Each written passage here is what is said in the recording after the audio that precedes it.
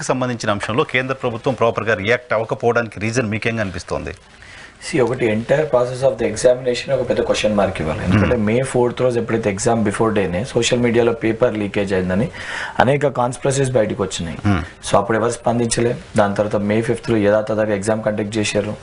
May 6th రోజు exam improper గా జరిగిందని చాలా మంది స్టూడెంట్స్ కంప్లైంట్స్ పెట్టారు. ఏదైతే సంబంధించి పోలీస్ స్టేషన్స్ లో కూడా ఫిర్యాదులు కూడా ఇచ్చారు.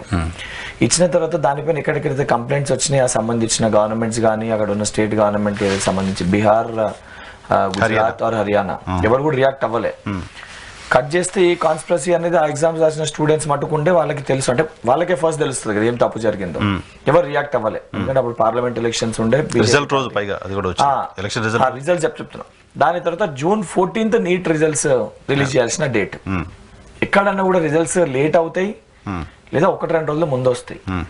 అనూహ్యంగా ఎవరు స్టూడెంట్స్ కి చెప్పకుండా 10 days బిఫోర్ June 4th రోజే రిజల్ట్స్ డిక్లేర్ చేశారు. ఫస్ట్ డౌట్ ఎందుకు June 4th రోజు అదే రోజు పార్లమెంట్ రిజల్ట్స్ ఉండయి, దాంట్లో ఇది రిలీజ్ చేస్తే మరి కప్పపుచ్చే ప్రయత్నంలో భాగంగా రిలీజ్ చేసేది అనేది అందరికి రేజ్ అవుతున్న క్వశ్చన్ మార్క్. ఎందుకంటే డేట్ ప్రీపోన్ అయ్యేసరికి.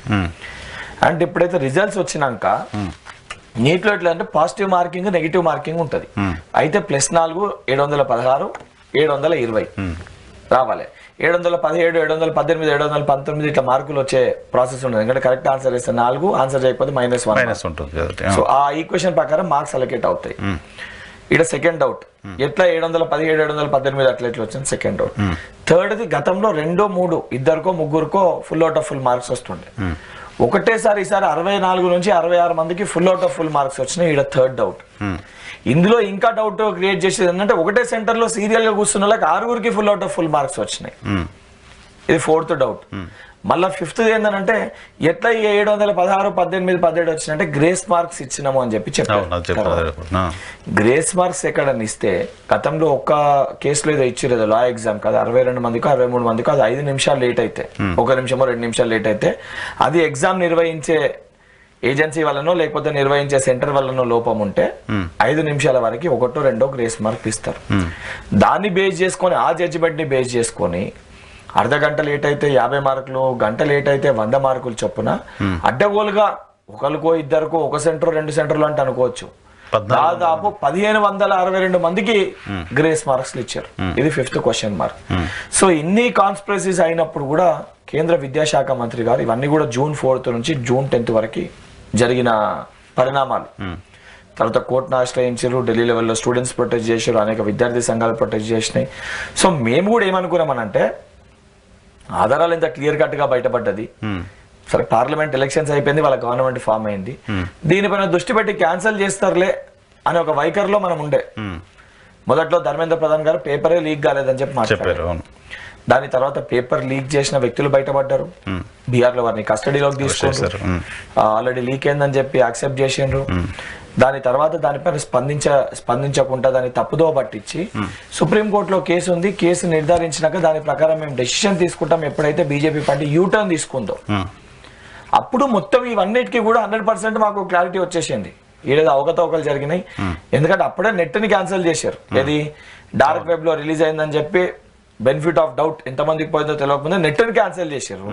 ఇదంతా క్లియర్ గా ఆధారాలు ఉన్నాయి, ఆధారాలు బయటపడే కొన్నోడు చెప్తుండు, తీసుకున్నోడు చెప్తుండు. 3 పాయింట్స్ ఇక్కడ. ఒకటి ప్రీపోన్ ఆఫ్ రిజల్ట్స్ కి ఏంటి కారణం చెప్తుంది నీటు? దానికోసం రిజల్ట్స్ మేము ఎప్పుడన్నా ఇవ్వచ్చు అని చెప్పి ఆన్సర్ లేదు వారి దగ్గర. They don't have a particular answer ఇప్పటిదాకా. దానిపైన ఎన్టీఏ నేషనల్ ఎగ్జామ్ రాసిన ప్రతి ఒక్క విద్యార్థికి మనం సీట్ ఇవ్వలేము. ఎగ్జామ్ ని 100% శాంటిటీ తోటి, ఇంటిగ్రిటీ తోటి, ట్రాన్స్పరెన్సీ తోటి కండక్ట్ చేయాల్సిన బాధ్యత నిర్వహించే సంస్థ పైన ఉంటది. దాన్ని పర్యవేక్షిస్తున్న ప్రభుత్వం పైన ఉంటది ఆ బాధ్యత. ఆ బాధ్యతని మర్చిపోయి నేషనల్ టెస్టింగ్ ఏజెన్సీ అసలు ఎగ్జామ్ నే ప్రాపర్ గా నిర్వహించలేనప్పుడు 0.01% అవకతవకలు జరిగిన ఆ ఎగ్జామినేషన్ ని క్యాన్సిల్ చేయాలని చెప్పి వెరీ క్లియర్ అనేక జడ్జిమెంట్స్ ఉన్నాయి. సిస్టమ్ ఫాలో అవ్వకపోతేనే క్యాన్సిల్ చేస్తాం. గతంలో టీజీపీఎస్సీ అంటే టీఎస్పీఎస్సీలో తెలంగాణ రాష్ట్రంలో గ్రూప్ 1 పరీక్ష రెండోసారి నిర్వహించినప్పుడు కేవలం బయోమెట్రిక్ ఫాలో అవ్వలేదని చెప్పి ఎగ్జామినేషన్ బెనిఫిట్ ఆఫ్ డౌట్ కింద గ్రూప్ 1 ఎగ్జామ్ క్యాన్సిల్ చేశారు. ఇది ఇంత క్లియర్ ఎవిడెన్సెస్ ఉన్నాయి. ఇంకోటి చాలా స్పష్టంగా మళ్ళీ నీట్ నేరస్తులని కఠినంగా శిక్షిస్తామని చెప్పి president of India Droupadi Murmu గారు చాలా స్పష్టంగా పార్లమెంట్ లో చెప్పిండ్రు.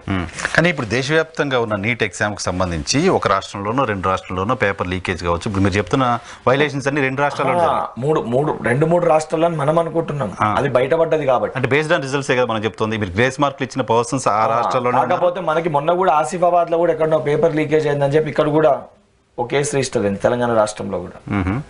బట్ ర్యాంక్స్ వచ్చిన వాళ్ళు గ్రేస్ మార్కులు తీసుకున్న వాళ్ళంతా ఆ 2 రాష్ట్రాలకు సంబంధించి హర్యానా, 3 రాష్ట్రాలు, బీహార్, ఉత్తరప్రదేశ్, గుజరాత్, హర్యానా, బీహార్ 3 రాష్ట్రాలు. తర్వాత యూపీ ఇవన్నీ కూడా ఇన్వాల్వ్ అయినాయి.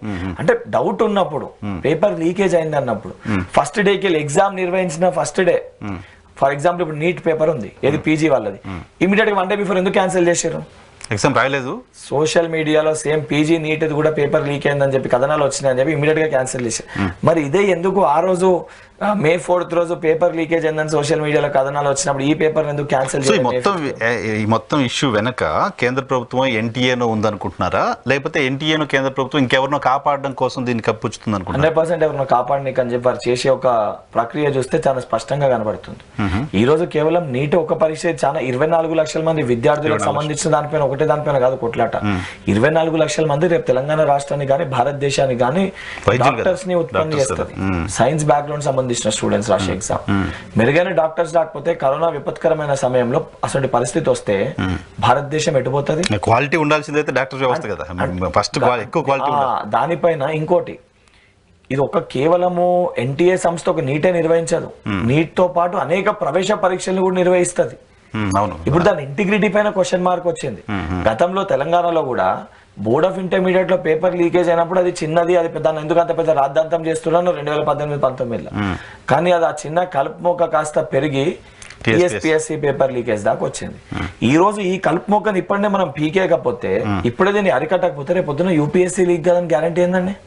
యూపీఎస్సీ కూడా ఇప్పుడు నిన్న నేషనల్ ఛానల్స్ లో కొంతమంది నేషనల్ మీడియాలో మాట్లాడుతున్నారు, ఓం బిర్లా గారి డాటర్ కి ఐఏఎస్ ర్యాంక్ వచ్చింది, చార్టెడ్ అకౌంటెంట్ ర్యాంక్ వచ్చింది యూపీఎస్సీ ఎగ్జామ్స్ లో, ఏదో ఫస్ట్ అటెంప్ట్ లోని. అంటే this entire episode is benefit of doubt, integrity of the agency.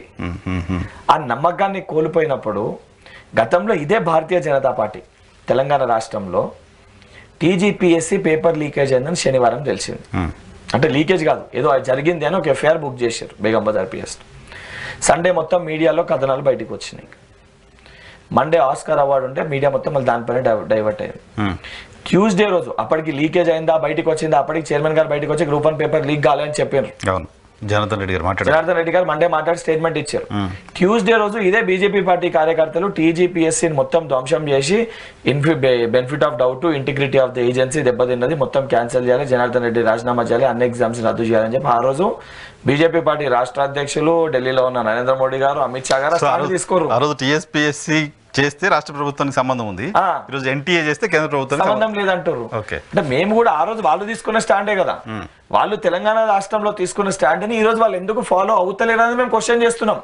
ఆ రోజు మా స్టాండ్ ఇక్కడ రద్దు చేయాలని అన్నాము, మేము ప్రభుత్వం రాగానే ఇమీడియట్ గా రద్దు చేసి ఎగ్జామ్స్ ని కండక్ట్ చేసినాం. మరి మీరెందుకు మీ స్టాండ్ పై నిలబడతలేరు? అంటే రాజకీయం చేస్తుంది ఎవరు, వాస్తవానికి మాట పైన నిల్చుంటుందో ఎవరు నిల్చుంటలేరో చాలా స్పష్టం. ఇంకోటి, మేము నీట్ పరీక్షని మేము పొలిటిసైజ్ చేయదలుచుకోలేము. మేము June 12వ వరకు మేము సైలెంట్ గా ఉన్నాం. సరే చేస్తారేమో, విద్యార్థులకు సంబంధించి బీయింగ్ ఏ డాక్టర్ నాకు కూడా తెలుసు ఆ స్టూడెంట్స్ మనోభావాలు ఏ విధంగా ఉంటాయి, లాంగ్ టర్మ్ చదువుకొని ఎంత కష్టపడి చదువుకుంటారు. సో మనం దాన్ని పొలిటిసైజ్ చేయొద్దని ఈవెన్ వీ కెప్ట్ క్వైట్, అన్ని విద్యార్థి సంఘాలు ఇండివిజువల్ ఎవరి వాళ్ళు ప్రొటెస్ట్ చేస్తుండే.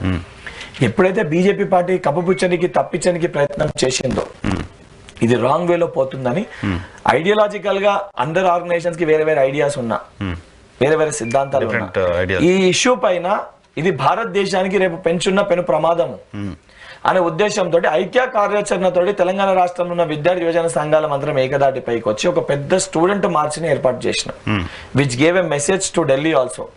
That was the biggest student March. అది అతిపెద్ద స్టూడెంట్ మార్చ్ హైదరాబాద్ లో అన్ని విద్యార్థి యువజన సంఘాల తరఫున తీసి ఢిల్లీకి ఒక మెసేజ్ పంపాలనుకున్నాం, పంపినాం. దాని తర్వాత పార్లమెంట్ లో, దాని తర్వాత మీకు నేషనల్ మీడియా ఇష్యూని టేకప్ చేసింది, నీట్ ఇష్యూ మొత్తం బయటకు వచ్చింది, దానిపై ఎంటైర్ థింగ్స్ కేమ్ అవుట్. దాని తర్వాత ప్రియాంక గాంధీ గారు, రాహుల్ గాంధీ గారు స్టూడెంట్స్ ని కలిసారు, తెలంగాణలో ఇద్దరు స్టూడెంట్స్ ని కూడా పిలిపించుకొని వారిని కూడా కలిసి జరిగింది. దాని తర్వాత మీకు ఎంటైర్ ప్రాసెస్ తెలుసు. ఇంత జరిగినాక కూడా బీజేపీ పార్టీ ఏమంటదని అంటే ఆ 1500 మందికి రెండోసారి ఎగ్జామ్ కండక్ట్ చేస్తాం, లేదా సుప్రీంకోర్టులో ఏం జడ్జిమెంట్ వస్తుందో చూస్తాం, కానీ యథాతథంగా 6వ తారీఖు మేము కౌన్సిలింగ్ చేస్తామన్నట్టు. ఇంకా సుప్రీంకోర్టు 6th కౌన్సిలింగ్ చేస్తారండి, 8th సుప్రీంకోర్టు లీక్ అయింది క్యాన్సిల్ చేయమని అంటారు.